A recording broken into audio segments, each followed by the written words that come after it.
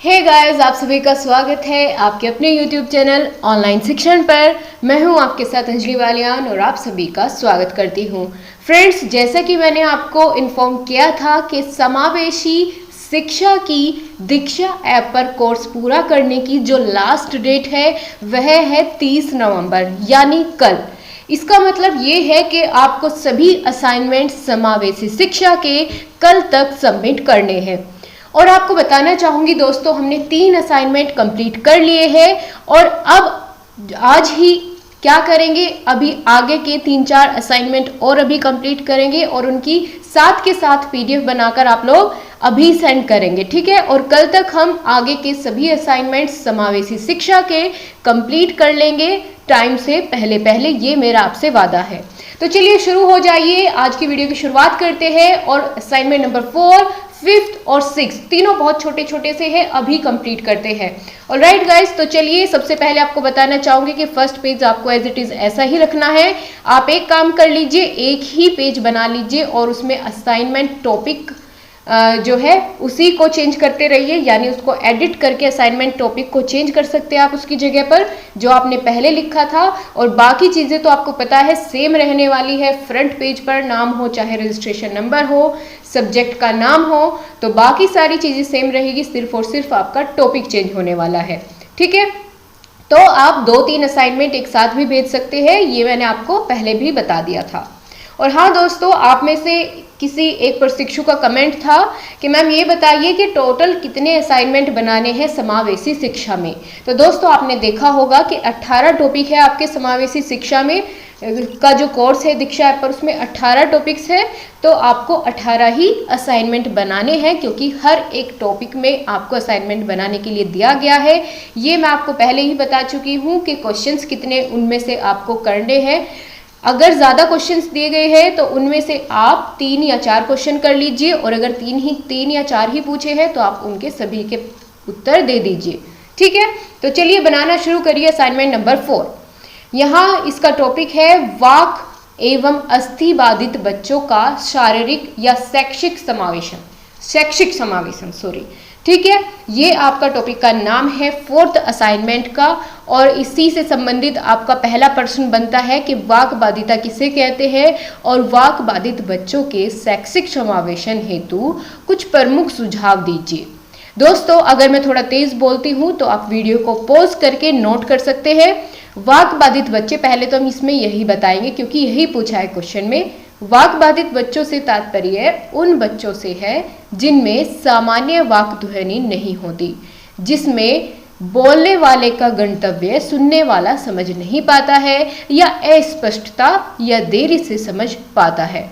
वाणी दोष, अस्पष्ट उच्चारण, असंगत ध्वनि, हकलाना, तुतलाना आदि विकार वाक विकलांगता श्रेणी में आते हैं। उसे ही हम क्या कहते हैं, वाक बाधित बच्चे या वाक बाधित कहते हैं।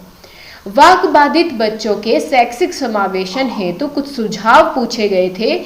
यहाँ पर वो सभी सुझाव बताए गए हैं 4-5 पॉइंट्स में, ठीक है।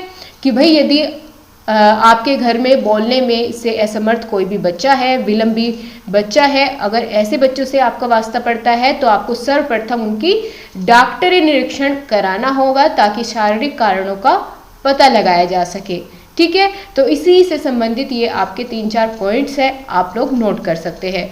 और हाँ गाइज, अगर आप लोग चाहते हैं कि मैं आपको इस असाइनमेंट की पीडीएफ दूँ तो दोस्तों उसके लिए आपको थोड़ा सा कुछ करना पड़ेगा। वो ये है कि आपको अधिक से अधिक अपने ग्रुप्स में और अपने दोस्तों के साथ इस वीडियो को शेयर करना है। और आपका टारगेट है 1000 लाइक का। 1000 लाइक आप लोग मिलके बहुत आराम से कर सकते हैं, क्योंकि मैं जानती हूँ मेरा बहुत बड़ा परिवार है और आप लोग देखते हैं लेकिन लाइक नहीं करते हैं। इसीलिए मैं आपको यहाँ पर एक छोटा सा टारगेट देती हूँ पूरा करने के। आज की वीडियो का टारगेट है 1000 लाइक्स का। आप लोग इसको जल्दी से पूरा कीजिए और सभी पीडीएफ मैं आपको तुरंत के तुरंत टेलीग्राम ग्रुप में प्रोवाइड कर दूंगी जैसे भी आप ये टारगेट को पूरा करते हैं। ऑलराइट, तो सभी के सभी आपकी पीडीएफ्स आपको मिल जाएगी असाइनमेंट की आपके टेलीग्राम ग्रुप में। और अगर आप चाहेंगे तो मैं इसमें कोई भी वाटरमार्क नहीं लगाऊंगी, आप एज इट इज़ इस फाइल को भी यूज़ कर सकते हैं। आपको बनाने की भी ज़रूरत नहीं पड़ेगी, बस आप लोग स्टार्टिंग में जो मैंने फर्स्ट पेज ही आपको दिखाया है, यहाँ पर अपना नाम और कॉलेज का नाम लिख सकते हैं। यहाँ पर असाइनमेंट टॉपिक, नाम और रजिस्ट्रेशन नंबर लिख करके आप सभी लोग इसको यूज कर सकते हैं। तो बस आपको इतना करना होगा, अपने ज़्यादा से ज़्यादा दोस्तों को शेयर करिए ताकि 1000 लाइक्स का टारगेट पूरा हो सके। ओके, और अगर आप ऐसे ही नोट करना चाहते हैं तो कोई बात नहीं है, आप नोट कर सकते हैं। यहाँ पर सेकंड क्वेश्चन है, अस्थि बाधित बालकों की पहचान आप किस प्रकार करेंगे? ऐसे बच्चों का विद्यालय शिक्षा कार्यक्रम कैसा होना चाहिए? तो ये आंसर आपके इसके सामने है कि अस्थि बाधित बालकों की पहचान ऐसे बालकों को चलने फिरने में परेशानी होती है, स्वतः कार्य करने तथा अधिगम अर्जित करने में काफ़ी कठिनाइयाँ आती है। ऐसे बच्चों को हमेशा कृत्रिम अंग की आवश्यकता होती है। अस्थि बाधित बालकों का विद्यालय शिक्षा कार्यक्रम कैसा होना चाहिए वो बताया गया है कि समावेशी वातावरण में अस्थि विकलांग बच्चों के प्रति शिक्षक, सहपाठी तथा अन्य सदस्यों की सकारात्मक अभिवृत्ति विकसित हो और इनके प्रति संवेदनशीलता उत्पन्न हो। शिक्षक द्वारा अस्थि विकलांग बच्चों की पहचान की जाए। और अगला प्रश्न, इसमें 3 ही क्वेश्चन थे दोस्तों आपके इस असाइनमेंट में। अगला प्रश्न क्या है कि अस्थि बाधित बालकों के शैक्षिक समावेशन में एक अध्यापक की क्या भूमिका होनी चाहिए, स्पष्ट करिए। तो अस्थि बाधित बालकों के प्रति शिक्षक, सहपाठी का सकारात्मक दृष्टिकोण हो तथा वह इनके प्रति संवेदनशील हो। दूसरा है, अस्थि बाधित बच्चों को आवश्यकता अनुसार सहायक उपकरण प्रदान किए जाए और अध्यापक को अस्थि बाधित बच्चों के लिए सामान्य बालकों के साथ कक्षा प्रबंधन को उचित रूप से व्यवस्थित किया जाना चाहिए। आपका असाइनमेंट नंबर 4 यहीं पर हो जाता है कंप्लीट। देन असाइनमेंट नंबर 5 की शुरुआत यहाँ से होती है। टॉपिक है समावेशन हेतु आवश्यक उपकरण। समावेशन की अवधारणा को उदाहरण सहित स्पष्ट कीजिए।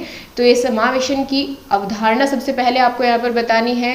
पूरा का पूरा आंसर आपके सामने है। समावेशन की अवधारणा से तात्पर्य है कि प्रत्येक बच्चे के साथ समान व्यवहार करना, उनके अंतर्निहित क्षमताओं को साकार करने का पूर्ण अवसर देना। इसके अंतर्गत स्कूल के भीतर ऐसी शिक्षण पद्धति, उपकरण एवं सामग्री का उपयोग करना निहित है जिनसे प्रत्येक बच्चा, चाहे उसमें जाति, वर्ग, विशिष्ट संस्कृति, लिंग, शारीरिक, मानसिक विभिन्नता क्यों न हो, उनकी आवश्यकताओं का समुचित ध्यान दिया जाए। और समावेशी शिक्षा की नीति मित्रता पूर्वक और अलग अलग क्षमताओं वाले बच्चों की विभिन्न प्रकार की जरूरतों का समाधान करने वाली होनी चाहिए। पहले प्रश्न का उत्तर हो जाता है कंप्लीट। देन दूसरा प्रश्न पूछा गया है, दृष्टि बाधित बच्चों के लिए प्रयुक्त होने वाले नवीन उपकरणों को चित्र के सहित समझाइए। तो यहाँ पर हमने आवर्धक लेंस और बोलता हुआ कैलकुलेटर बनाया है जो कि मदद करता है दृष्टि बाधित बच्चों के। ठीक है, तो आप इनके बारे में यहाँ से लिख सकते हैं। यहीं पर इसी के साथ आपके 2 क्वेश्चन कंप्लीट हो जाते हैं असाइनमेंट नंबर 5 के। और तीसरा क्वेश्चन, 3 ही क्वेश्चन है असाइनमेंट नंबर 5 में। तीसरा क्वेश्चन भी आपके सामने है कि कक्षा में समावेशी परिवेश विकसित करने के लिए एक कार्य योजना बनाइए। ठीक है, तो यहाँ पर हमने पहले कार्य योजना बनाई जिसमें 3 मुख्य बिंदु हमने लिखे। फिर उसके बाद यहाँ पर एक इस टेबल के माध्यम से एक आप कह सकते हैं प्रोसेस पूरा हमने इसमें बताया कि कैसे कैसे होना चाहिए। ये आप लोग यहाँ से देख करके नोट कर सकते हैं।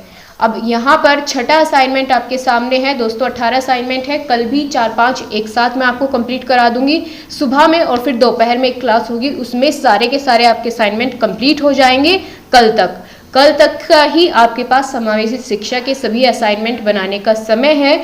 और दोस्तों ये आपके जो इंटरनल मार्क्स आपको मिलते हैं उनमें बहुत ही हेल्प करेगा।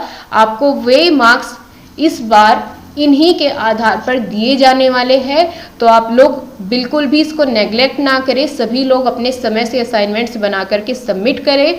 और सबसे पहले आप समावेशी शिक्षा का कंप्लीट कर दें एक बार कोर्स, क्योंकि फिर कल का ही टाइम आपके पास उसमें है और बाकी सबके लिए आपका 31 दिसंबर तक पूरा करना है। तो उसके लिए आपका 1 महीना पड़ा है। अभी आप सबसे पहले इसी के असाइनमेंट कंप्लीट कर लीजिए। कंप्यूटर और फिजिकल एजुकेशन के बाद में कर लेना। ऑलराइट गाइस, तो चलिए अगला टॉपिक जो छठा असाइनमेंट है उसका टॉपिक है समावेशित बच्चों का अधिगम स्तर जांचने हेतु टूल्स एवं तकनीक। ठीक, इसमें भी आपसे कुछ प्रश्न पूछे गए हैं, जैसे विशेष आवश्यकता वाले बच्चों के लिए व्यक्तित्व विकास में शिक्षक की भूमिका पर प्रकाश डालिए। देन ये इसका आंसर हमने यहाँ तक कंप्लीट कर लिया है कि विशेष आवश्यकता वाले बच्चों के लिए व्यक्तित्व विकास में शिक्षक की अहम भूमिका होती है। किस प्रकार से अहम होती है शिक्षक की भूमिका, वो सभी बातें आपको यहाँ पर नोट कर दी गई है। ठीक है, अगला प्रश्न इसी के अंदर आता है नंबर 2 कि प्राथमिक विद्यालय में जाकर कुछ बच्चों का वास्तविक अभिलेख तैयार करें। एंड लास्ट प्रश्न जो इसका है प्रश्न नंबर 3, तो इसमें समावेशित बच्चों का अधिगम स्तर जांचने हेतु तो आप किन तकनीकों का प्रयोग करेंगे, वह सभी आप इसमें लिख सकते हैं। ज़्यादा समय आप इसमें ना लगाएं, क्योंकि आपका फिर नहीं तो 18 असाइनमेंट कैसे कंप्लीट करेंगे आप, तो बहुत ही सिंपली आप लिख सकते हैं। बस अलग पेन का यूज़ कर लीजिए, उससे थोड़ा सा अच्छा इफेक्ट पड़ेगा और आपका जल्दी से काम भी पूरा हो जाएगा। ठीक है दोस्तों, और इसीलिए मैंने थर्ड सेमेस्टर की आपकी जो क्लासेस चली हुई थी उसको आज स्किप किया है, ताकि आप सभी लोगों को असाइनमेंट बनाने का समय मिल सके और आपको सही समय पर असाइनमेंट प्रोवाइड किए जा सके। तो दोस्तों अगला क्वेश्चन यहाँ पर पूछा गया है, समावेशित बच्चों का अधिगम स्तर जांचने हेतु तो आप किन तकनीकों का प्रयोग करेंगे, वो सभी यहाँ पर लिख दी गई है कि बुद्धि लब्धि ज्ञात करना, साक्षात्कार के द्वारा और शैक्षिक परीक्षा प्रणाली के द्वारा, आकलन और मूल्यांकन के द्वारा, अवलोकन के द्वारा, व्यक्तिगत अध्ययन और उपलब्ध संसाधनों के उपयोग के द्वारा। यहाँ पर आपका असाइनमेंट नंबर 6 भी कंप्लीट हो जाता है। तो आपने देख लिया 3 असाइनमेंट हमने पूरे कर लिए हैं। आप लोग वीडियो को पॉज करके इसको कंप्लीट कर सकते हैं और दोस्तों सभी अपने फ्रेंड्स के साथ ग्रुप्स में शेयर ज़रूर करें, ठीक है, ताकि मैं आपके साथ ही PDF शेयर कर सकूं। So thank you so much guys, आपसे फिर से मुलाकात होगी, तब तक के लिए अपना ध्यान रखिए और खुश रहिए।